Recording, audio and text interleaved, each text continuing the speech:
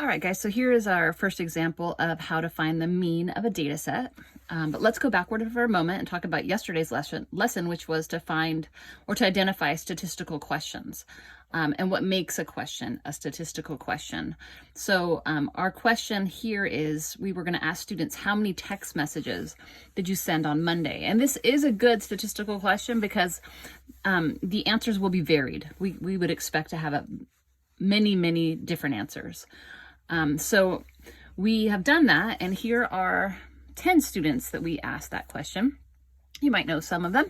And here are the responses that I got. So this is indeed my data set. Just so you know, this is the data set. And in order to find the mean, right, the number that will represent the center of this data set, we also call it the average. What we do is we add all of our data points, and then we divide by the number of data points that we have.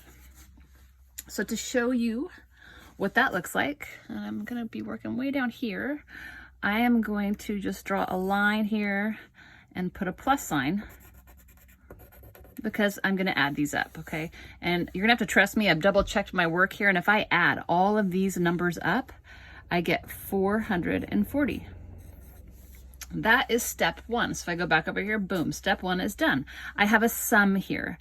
Now I'm going to take that sum and I'm going to go ahead and do step two right here. Okay, so this is step two. This was step one, right? And step two says divide the sum by the number of values that we added. So we have 440 was our sum, and we are going to divide that by the number of data points that we have. So I know that it told me 10, but let's see, 1, 2, 3, 4, 5, 6, 7, 8, 9, 10. So we'll divide it by 10.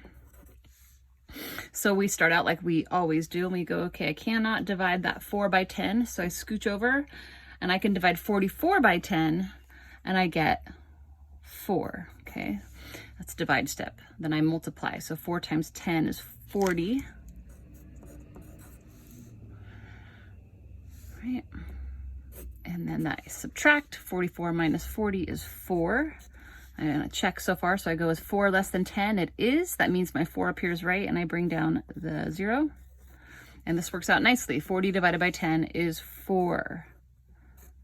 Okay, so that means that the number 44 is going to represent this data set.